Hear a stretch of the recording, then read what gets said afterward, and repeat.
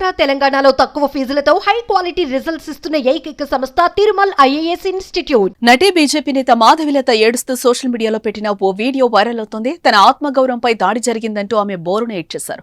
తాను ఎవరికీ ద్రోహం చేయలేదని కక్షగట్టి మాటలంటున్నారని విలపించింది.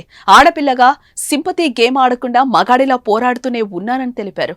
ఈ కష్టాలను అధిగమిస్తానని ఆమె చెప్పుకొచ్చారు. చాలా ప్రయత్నం చేశా, కానీ నేను మనిషిని. నా ఆత్మగౌరవం మీద జరిగిన దాడితో నాకున్న బాధను వర్ణించే పదాలు లేవు. ప్రతి క్షణం వేదనతో నిండుంది. కోపం, నిరాశ, ఆవేదన, దుఃఖం అన్నీ ఒకేసారి నన్ను కుదిపేస్తున్నాయి. కానీ ఎన్నోసార్లు ఎందరో నా ఆత్మవిశ్వాసాన్ని చిదిమేయాలని ప్రయత్నం చేశారు. పదే పదే ఇవే మాటలన్నారు. ఎవరో వస్తారని ఎప్పుడూ ఆశపడలేదు. సమాజం కోసం నేను సైతం అనుకున్నా. నా పార్టీ కోసం, ప్రజల కోసం, మహిళల కోసం, హిందూ ధర్మం కోసం మాత్రమే నిస్వార్థంగా నా వంతు నేను పోరాడుతున్నాను. రూపాయి తీసుకున్నది లేదు, ఎవరికీ ద్రోహం చేసింది లేదు, మోసం చేసింది లేదు. కానీ కక్షగట్టి మాటలంటూ ఉన్నారు. ఆడపిల్లగా ఎప్పుడు నేను సింపతి గేమ్ ఆడలేదు. మహిళా అనుకూల చట్టాలను ఉపయోగించలేదు. మగాడిలా పోరాడుతూనే ఉన్నాను. ఈ కష్టాలను అధిగమిస్తాను. నా ధైర్యాన్ని కోల్పోను. నా కుటుంబం, స్నేహితులు ఉన్నా సరే, నా అభిమానులు, సోషల్ మీడియాలో నన్ను ఫాలో అవుతున్న ఎందరో శ్రేయాభిలాషులున్నారు.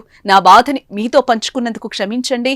మీ ప్రేమ, అభిమానం, ఆశీర్వాదాలు నాకు శక్తినిస్తాయంటూ మాధవిలత వీడియో పోస్ట్ చేసింది. ఇక మాధవిలతపై తాడిపత్రి మాజీ ఎమ్మెల్యే, మున్సిపల్ చైర్మన్ జేసీ ప్రభాకర్ రెడ్డి తీవ్ర వ్యాఖ్యలు చేసిన విషయం తెలిసిందే.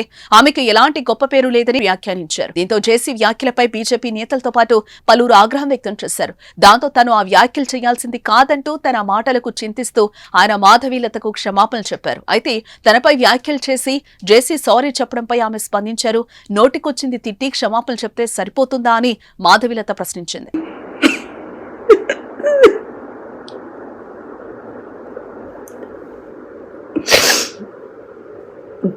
చాలా ట్రై చేశా, నార్మల్గా ఉందామని, కానీ